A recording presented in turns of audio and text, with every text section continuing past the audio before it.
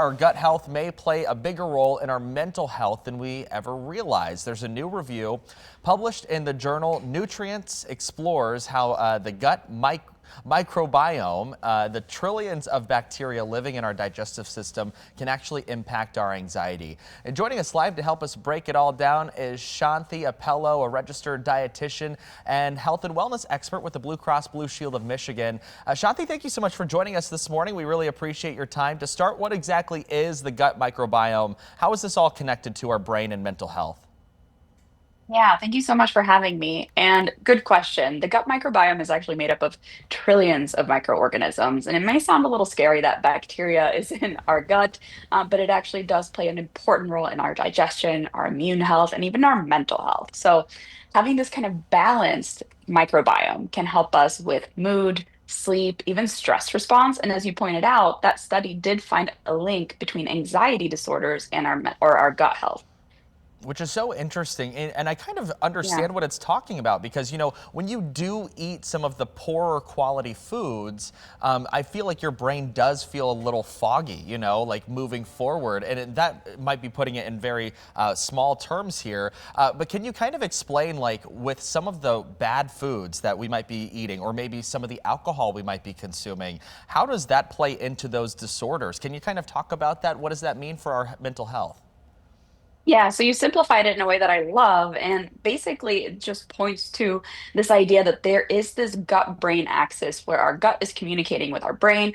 Our gut also produces 90 to 95% of our body's serotonin, which is that neurotransmitter that makes us feel happy, right?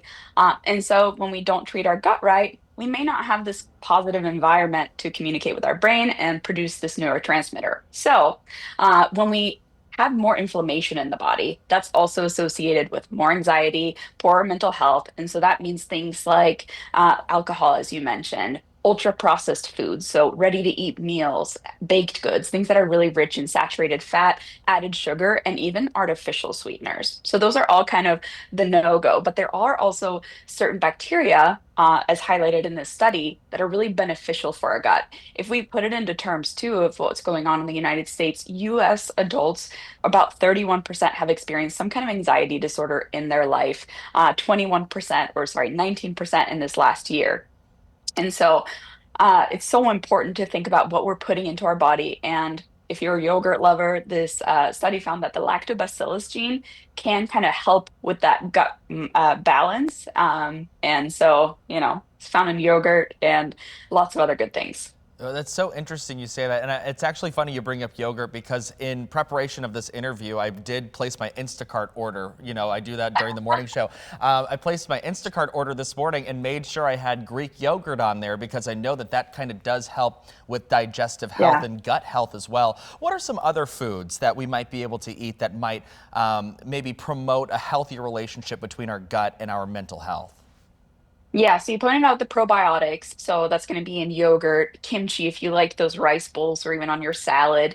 A lot of people are liking kombucha, but prebiotics is also an important part of the puzzle. So prebiotics are these kind of fibers that our body can't break down, but the gut bacteria loves to feed off of. So it creates a really positive environment for them. So that's going to be things like bananas, oats, apples, garlic, if you like to cook with that, onions as well. So loading up and cooking more at home can be a really good option. Also, fiber in general is so underrated for our health.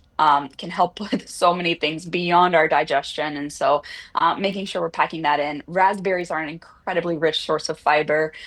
So are chickpeas, avocados. So, don't skimp on those. Yeah, those are all important foods there. So on the flip side, are there common foods that we might be eating that might disrupt gut health and possibly make these anxiety symptoms or mental health symptoms worse?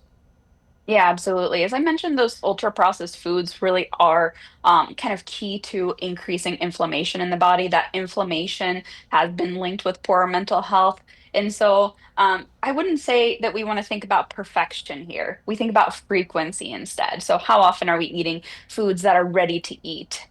Snack bars. ice cream, a lot of sweets, right? How often are we reaching for a donut, or even, really sugary breakfasts? That's something to think about. Something else, kind of a category of food that we don't think about often are deli meats. So those ultra processed meats not only can be disruptive to inflammation in our body, but can also increase our risk for gastrointestinal cancers.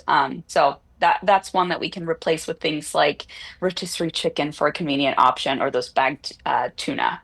Interesting. What about red meat? We're taking a look at video of some steaks on the grill. Does red meat have Yeah. an impact in that gut health?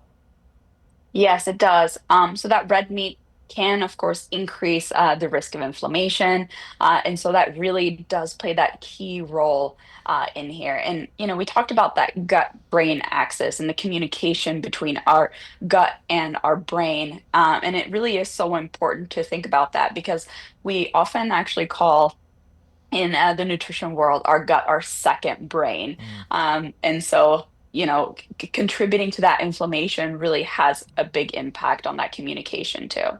Yeah. Let's talk about supplements. Are there supplements that we Yeah. can help with probiotics or, help that gut health, or can people get enough probiotics just through their diet?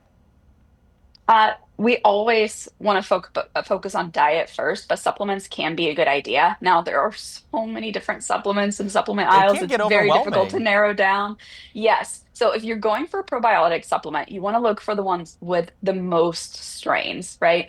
This study also pointed out to the more diverse the gut microbiome, the more positive results it has on our mental health. So, the more strains, the better. Something you want to look for too in the supplement world, just in general, is if it has the NSF label or USP label. You can go on either of their websites to see that the supplement has been verified by a third party, because supplements are not regulated by the FDA. And so it's so important to make sure that that has that verification to say, hey, what's in this product is actually in there. Yeah, very interesting, especially very important things to keep in mind if you're looking on that supplement route. I like what you said there, diet first and then maybe go the supplement route. I think a lot of people can change their lifestyle just by the diet that they've got. I want to ask you about, let's say, we're out with friends, we're going out to eat tonight. Sometimes we feel like we need to overindulge when we're out to eat, but what are some things that we can keep in the back of our head to maybe make better choices in terms of our gut health when we're eating out? What are some things we should be looking for? Yeah, so I think when we're going out to eat, it's perfectly fine to indulge in your favorite foods. That's part of the experience, right?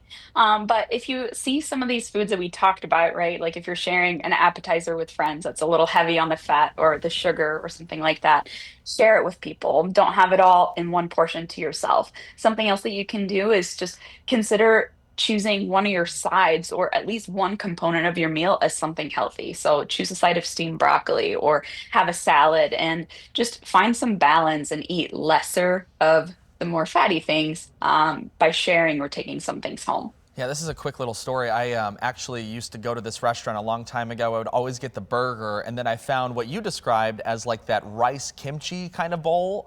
Made a healthier Oh, choice by good. just, I know, and sometimes restaurants have a great version of that. I want to ask you if there's someone that's watching right now who wants to support their gut or maybe mental health, what is a small change that they could make today that would actually help them make a difference? Yeah, I think the biggest thing you can do is evaluate how many fruits and vegetables you're getting a day and then increase that. The goal is five a day. So if you can make a goal to eat one fruit at breakfast, one vegetable at lunch, one vegetable at dinner, that's really going to add up to those fibrous components, and also those prebiotics that's going to help fuel your probiotics. And also think about including some kind of probiotic breakfast at least twice a week. What about other factors like maybe exercise or sleep? Does that have an impact in our gut health and therefore an impact on our anxiety? If that does, what can we do? What should we be thinking about with those factors like exercise or sleep? Yeah, exercise and sleep are incredibly important for all kind of aspects of health, right? And so probably another expert would talk more about the connection between our sleep and our mental health. But what I can say is that when we're thinking about sleep, and stress in general, the less sleep we get, the more our cortisol is going to be raised. So that's a stress hormone. And when we have an abundance of the stress hormone, it's really difficult to eat healthy, right? We're going to crave more foods that are rich in sugar, rich in fat. It also promotes us holding on to fat around our midsection more. All of these things are contributing to inflammation, and, of course, our poor mental health. Yeah, let's really hone in on alcohol. I know we briefly Yeah. touched over that. Is there one thing that we should be maybe drinking more than the other to kind of cut back on that? Or is all alcohol going to kind of contribute to our gut health and then therefore our anxiety?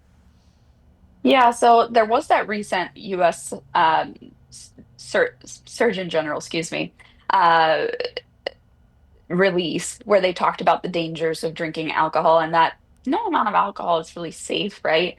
It can contribute to all kinds of cancers and things like that, and of course, can contribute to inflammation and our mental health. But of course, the reality is that it's a part of our lives, and there is such a thing as moderation, right? So if you're going out, try to limit that to one drink.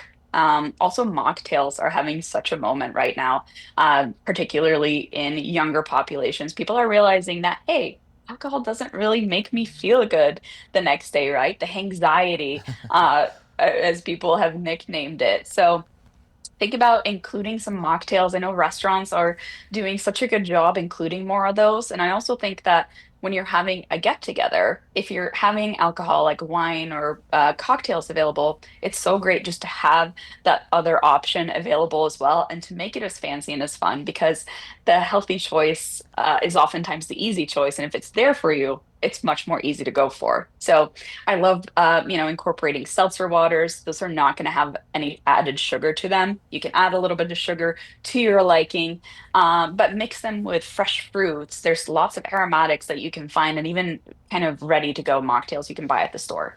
All right. Hey, if there's one thing that you want the person at home watching right now to take away from this interview, what would you say Yeah. the number one thing is that they need to be paying attention to? Yeah, well, I think, gut health isn't this cure for anxiety disorders, but it can be this kind of valuable part of a more comprehensive strategy, a part with medications and seeing a therapist, whatever your doctor kind of talks to you about.